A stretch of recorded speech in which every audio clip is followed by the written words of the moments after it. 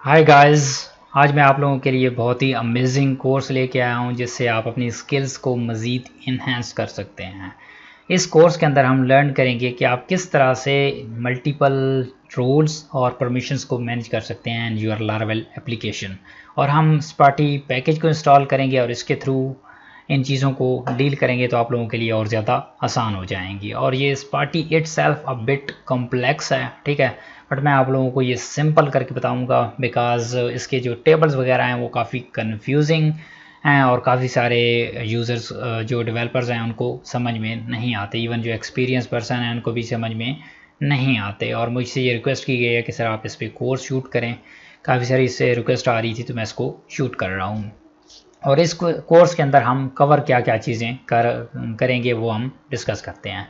सबसे पहले हम इस पैकेज को इंस्टॉल करेंगे और हम लारावेल का लेटेस्ट वर्जन लारावेल 11 यूज़ करेंगे। ओके, देन उसके बाद हम क्रिएट करेंगे रोल्स को, उसके बाद क्रिएट करेंगे परमिशंस को क्रिएट करने के बाद हम डायरेक्टली परमिशन एक यूज़र को असाइन करेंगे। ठीक हो गया, ये एक स्टेप है। उसके बाद ये है कि हमारे पास दूसरा वे ये होता है कि हम परमिशंस एक स्पेसिफिक रोल को असाइन करते हैं and then that specific role उस स्पेसिफिक यूज़र को असाइन करते हैं। तो हम डायरेक्टली भी डील कर सकते हैं परमिशंस को और यूज़र के थ्रू भी डील कर सकते हैं। हम दोनों वेज को लर्न करेंगे। इसके बाद हम ये भी देखेंगे कि अगर एक यूज़र को परमिशन असाइंड है तो क्या वो टास्क परफॉर्म कर सकता है, उसको चेक किस तरह से करना है, क्या उसके पास वाकई वो परमिशन मौजूद है। तो इस तरह की फर्दर डिटेल्स चीज़ें भी हम डिस्कस करेंगे। एक यूज़र की परमिशन को रिवोक किस तरह से करना है कि उस परमिशन को पहले आपने उसको असाइन की थी उसको आप दोबारा से उससे परमिशन लेना चाहते हैं तो ये चीज़ आप किस तरह से इम्प्लीमेंट करेंगे, इसको हम स्टेप बाय स्टेप देखेंगे। और मैं इसको फ्रेश एप्लीकेशन से मैंने इसको स्टार्ट किया। ये एक लारावेल 11 की फ्रेश इंस्टॉलेशन थी। इसके अंदर मैंने थोड़ा सा स्टफ़ ऐड किया है, ये रोल्स और परमिशन वाला स्टफ़। और रोल्स के अंदर एक टेबल ऐड किया है जिसके अंदर ये एक सिंपल टेबल है बूटस्ट्रैप का।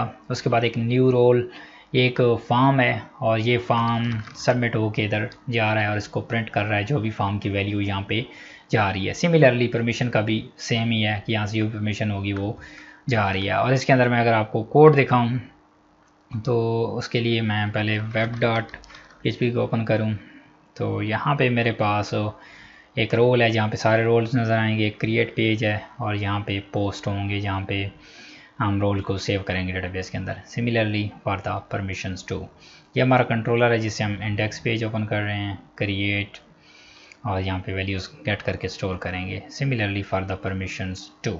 ओके, सो ये हमारा स्टेप है। तो ये जो एप्लीकेशन है बेसिक, ठीक है, आप लोगों का सवाल होगा कि हम आप यहाँ से देख के इसको कैसी चीज़ को इम्प्लीमेंट करें।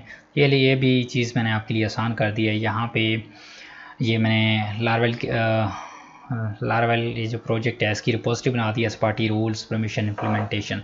इसको आप गेट कर सकते हैं इस URL से और अपने पास इसको सेटअप करने के बाद आप इसको सिमिलर यहाँ से स्टार्ट कर सकते हैं मेरे साथ। Okay, I'm going to now start this out. This one is the official documentation of Sparty Laravel permission.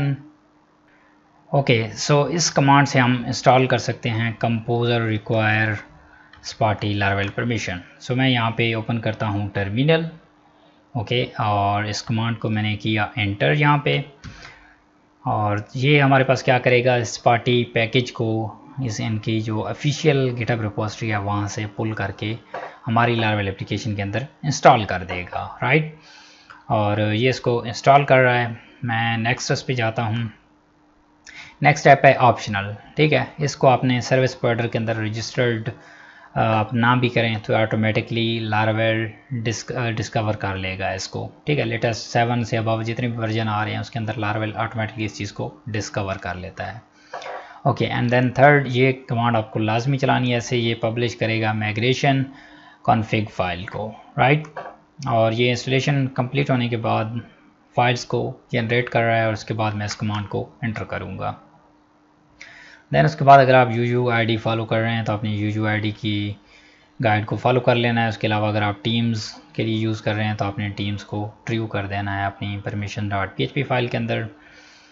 और देन यहाँ पे ये बता रहा है कुछ कॉमन चीज़ें कि अगर आपके पास इश्यूज़ आ रहे हैं तो आप यहाँ पे उनको रिज़ॉल्व कर सकते हैं, ठीक है।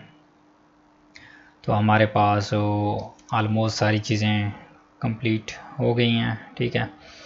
और ये जनरेट करने के बाद मैं इसमें कमांड को एग्जीक्यूट करता हूँ।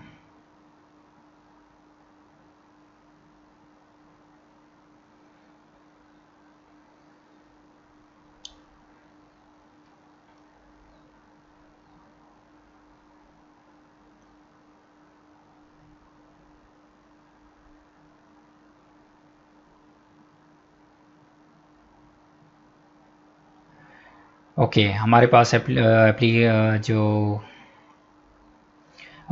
पास फर्स्ट कमांड रन हो गई है। अब मैं दूसरी को रन करता हूँ, वेंडर पब्लिश। तो देखिए इसने बहुत सारी फाइल को पब्लिश कर दिया है।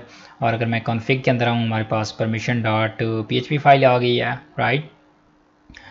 इसके अंदर यहाँ पे आप सारी कॉन्फ़िगरेशन वगैरह कर सकते हैं, ठीक है। और कौन कौन से आपके टेबल्स होंगे, कौन कौन से देन उसके चीज़ें होंगी, रिलेशंस वगैरह, वो डेटाबेस के अंदर मेंशन होंगी, ठीक है। यहाँ पे ये मॉडल हैज़ परमिशन का एक टेबल होगा, मॉडल हैज़ रोल का होगा, रोल हैज़ परमिशन, ठीक है। और देन उनकी कीज़ वगैरह भी यहाँ पे मेंशन कर रहा है। तो आप यहाँ पे इनको अल्टर कर सकते हैं, बट इन दिस केस हमें नीडेड नहीं है। ओके यहाँ पे आएँ तो यहाँ पे देखें आपके पास ये सबसे पहले परमिशन का टेबल क्रिएट करेगा, फिर रोल्स का, फिर मॉडल हैज़ परमिशंस का, फिर मॉडल हैज़ रोल का, देन सो ऑन। इस तरह से बहुत सारे टेबल्स को क्रिएट करेगा, राइट। तो ये इस तरह से ये सारे टेबल्स क्रिएट होंगे। और इसके बाद आपने क्या करना है, अपनी एप्लीकेशन की कॉन्फ़िगरेशन क्लियर कर लेनी है PHP artisan config clear command से, या इसके लिए आप ऑप्टिमाइज़ कमांड भी चला सकते हैं। यहाँ पे इस पार्टी ने रेकमेंड की हुई है, हमने ये चला दी है। देन उसके बाद आपने माइग्रेट कर लेना है अपनी डेटाबेस को। ये एक परमिशंस के स्टफ़ चीज़ें सारी ऐड कर देगा, जितने भी टेबल्स अभी हमने देखे हैं। और देन लास्टली आपने क्या करना है, इस ट्रेट को ऐड करना है अपने मॉडल के अंदर। सो इन दिस केस हम अपना डिफ़ॉल्ट यूज़र का मॉडल यूज़ करेंगे, तो हम उसके अंदर ऐड करते हैं। जो भी आपका करस्पॉन्डिंग मॉडल है उसके अंदर आप ऐड ऑन कर सकते हैं, अगर आप कोई बिट डिफरेंट यूज़ कर रहे हैं, ठीक है। हैज़ रोल, ओके ये हमारे पास इसकी ट्रेट को भी हमने इसकी नेम स्पेस को टॉप पे ऐड करना है। तो यहाँ पे ये मेंशन नहीं है, तो has role name space in Laravel, ठीक है। तो इसको हम देख लेते हैं कि इसकी नेम स्पेस को हमने कैसे ऐड करना है। तो यहाँ से आपको इसकी नेम स्पेस का पाथ मिल जाएगा, ठीक है। ओके जी, ये पड़ा है हमारे पास हैज़ रोल का पाथ। आपने यहाँ पे इसको पेस्ट करना है। तो ये देखें आपका एरर भी रिजॉल्व हो गया। तो हमारे पास जो इंस्टॉलेशन थी वो सक्सेसफुली हो गई है। और फ्रॉम द नेक्स्ट वीडियो हम इस चीज़ को इम्प्लीमेंट करेंगे कि हम एक न्यू रोल को कैसे क्रिएट कर सकते हैं। So I will see you guys in the next video.